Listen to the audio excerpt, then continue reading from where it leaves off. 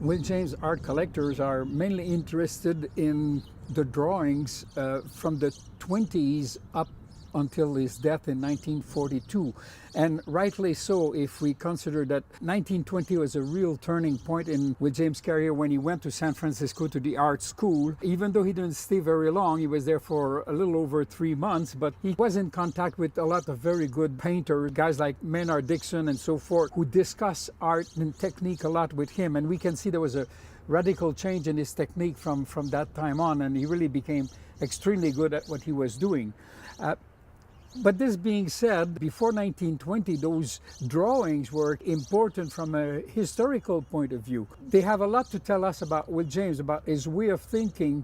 So that era is very revealing about his state of mind. So we shouldn't neglect these earlier drawings. He did them on any piece of paper because he didn't think in those days that this was art. So he would put them even on cigarette paper, anywhere, any piece of paper he could find. But it was mainly an exercise in drawing for him. His drawings give us a lot of hints. They give us a lot of hints about where he was, possibly, depending on the trees behind him. What type of trees? Was he in the desert?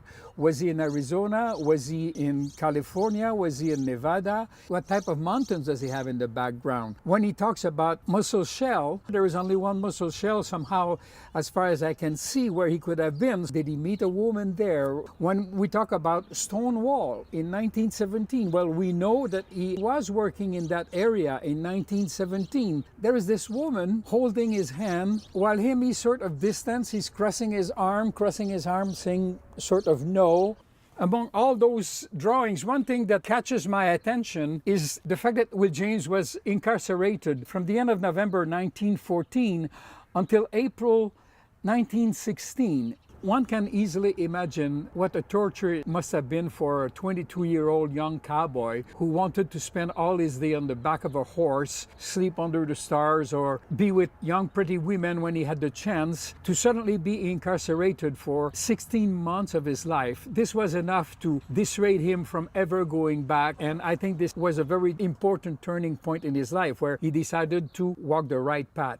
To me, these drawings are extremely revealing. We have a lot to learn from them. And one thing that I particularly appreciate is the fact that Cheri Raftery did think that those drawings were very important. These are two of the original set of pencils. These are graphites, but they're iron drawings. They're early. This is actually the Mustang Girl. She's 100 years old, drawn in 1915. It's got one of these earliest signatures. The picture that's next to it is called May Disqualified Butt. Hazel Pageant was actually a lady bronc rider. And this is not signed on the front, but this is inscribed on the back. To Hazel Pageant from Will James. And it's got February 28, 1916. This other one was done in 1915.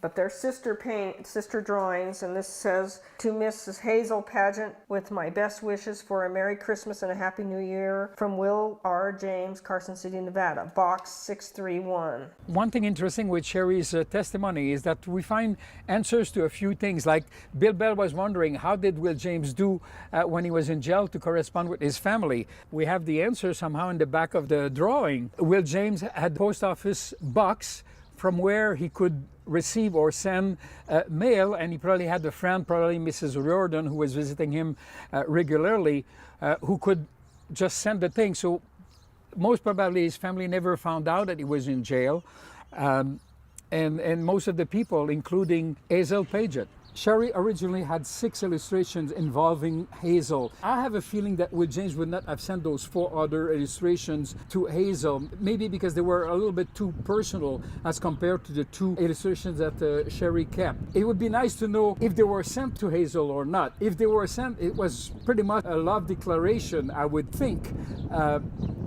If not, they were just the fruit of his imagination. A young man alone in prison and dreaming of the ideal woman for him. And I have a feeling that this is more like it. It took me almost 15 years to find this woman. Cheri did find some more interesting material about this Hazel Paget. She found this book, and inside the book she found those lady drunk riders, and I think that it is important. The chances are very strong that we're talking about the same Hazel Paget. On my own, I did try to find something, and here's what I found about Hazel Paget on the internet.